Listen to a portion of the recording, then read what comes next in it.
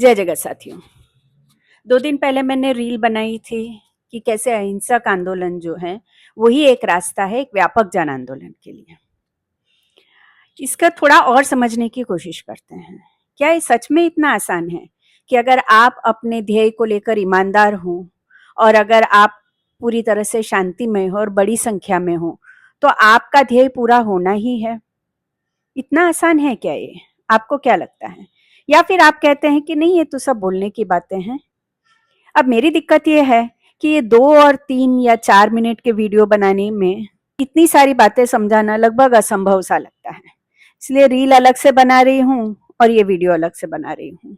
Cut paste में logic ठीक से समझ में नहीं आता है। जंतर मंतर में जब मैं घूम रही थी तब मैंने एक आदमी को ये कहते हुए सुना कि गांधी जी ने कहा था कि एक गाल पर कोई चाटा मारे तो आप दूसरा गाल आगे कर दो, पर उन्होंने ये तो नहीं कहा था कि अगर दूसरे गाल पर कोई चाटा मारे तो क्या करना चाहिए।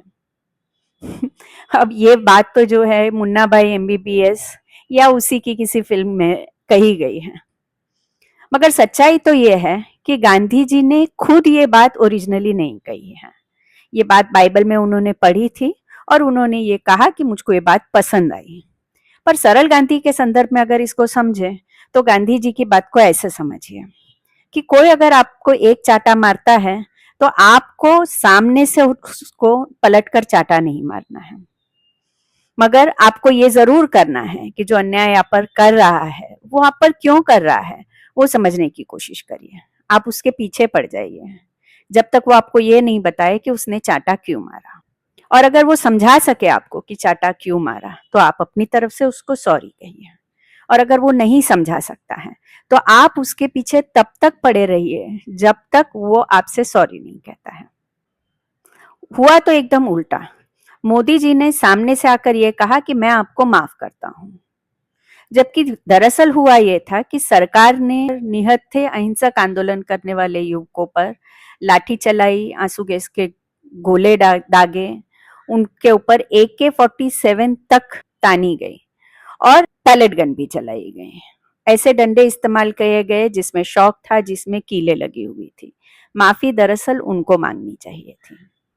खैर, उसके रिस्पॉन्स में युवा क्या कर रहे हैं, मोदी जी को कैसे जवाब दे रहे हैं, इसके रील तो आपने देखे ही होंगे जो खूब वायरल हो रहे हैं।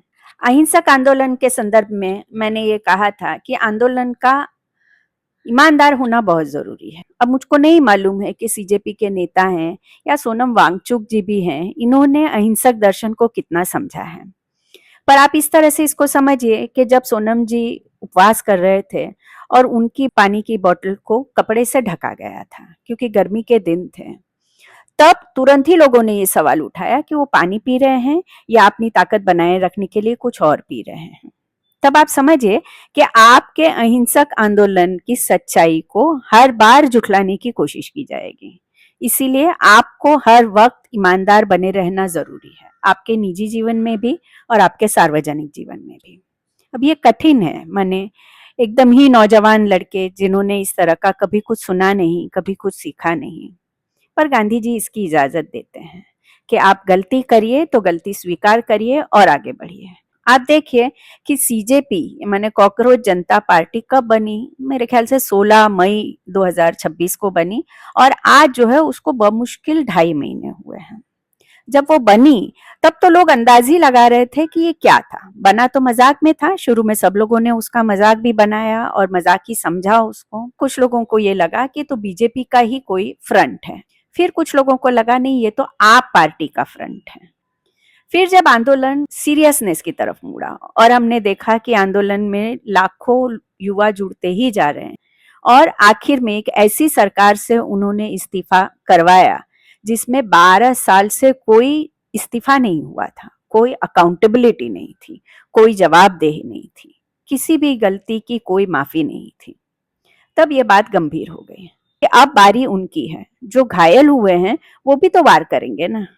अभी तक तो ये हुआ कि अनजाने में एक चीज घट गई। गांधी जी जब पहली बार भारत में आए थे 1915 में, तब चंपारण का सत्याग्रह उनका पहला हुआ और वो भी ऐसा तुरंत ही हल हो गया था। उन्होंने सिर्फ ये किया था कि जितने किसान थे उनके डॉक्यूमेंट्स बनाए थे और डॉक्यूमेंट्स बनाकर रिपोर्ट बनाकर सरकार को प्रेजेंट कर दिया था और सरकार पकड़ी गई और उसने वो 3 कठिया कानून जिसको कहते हैं वो कानून उन्होंने पास किया। मगर उसके बाद 1947 तक गांधी जी को लड़ाई लड़ते रहने पड़ी आजादी के लिए। तो इसीलिए हम में से किसी को भी ये मुगालता नहीं रहना चाहिए कि हर बार इसी तरह से आसान जीत मिल जाएगी। ऐसे में गांधी जी का तरीका क्या है? तो वही है जो क्रिकेट का तरीका है ना? जो क्रिकेट देखते हैं, जो फॉलो करते हैं, बॉलर को कहा जाता है कि भाई अपनी टेक्निक पर ध्यान दो, लाइन और लेंथ बनाए रखो और विकेट मिलेगी ही। तो यहाँ पर भी इसी बात का ध्यान रखना है कि आप ईमानदार रहें, आप सच्चाई के रास्ते पर चले, आप अहिंसक रास्ते पर चले और एकता बनाए रखें। सामने वाली जो पार्टी है वो इन बातों में नहीं मानती है। वो किस चीज में मानते हैं? वो मानते हैं साम दाम दंड भेद, है ना? प्रधानमंत्री जी ने कहा जो भटक गए हैं नौजवान उनको समझाना पड़ेगा, उसकी कोशिश होगी, खरीदने की कोशिश होगी। खुद अभिजीत दीपके ने ही कही कि उनसे ये कहा गया कि भाई बीजेपी ज्वाइन कर लो, नहीं तो आपकी जिंदगी जो है वो मुश्किल हो जाएगी। दंड के नाम पर युवकों पर एफआईआर हुई, पैलेट गन चली और युवकों को, खास करके लड़कियों को जबरदस्ती माफी मंगवाई गई।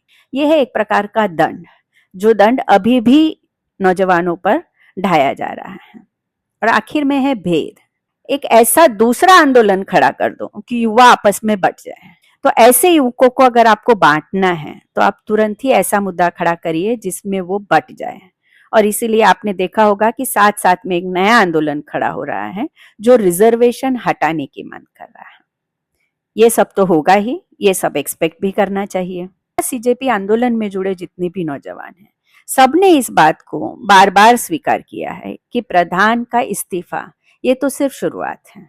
जरूरत है कि शिक्षा व्यवस्था में आमूल परिवर्तन किया जाए, शिक्षा व्यवस्था को ज्यादा कारगर बनाई जाए, शिक्षा व्यवस्था ऐसी बने जिसमें से नौजवान सवाल पूछना सीखे, उनकी क्यूरियोसिटी बिल्ड हो, वो खुद अपने आप अपना रोजगार बना सके, उतने वो सक्षम बने। जैसे अभी शतरंज का खेल चल रहा हो, पहली बारी जो है वो सीजेपी ने खेली, अब जवाब में जो है सरकारें जो है आ गई है, स्टेट की सरकारें आ गई है, केंद्र की सरकारें आ रही है, मौका बना ही है। तो आपको और एक शतरंज की याद करा दूं। याद करिए, एक ऐसी ही बाजी अंग्रेजों और गांधी जी के बीच में लगी हुई थी।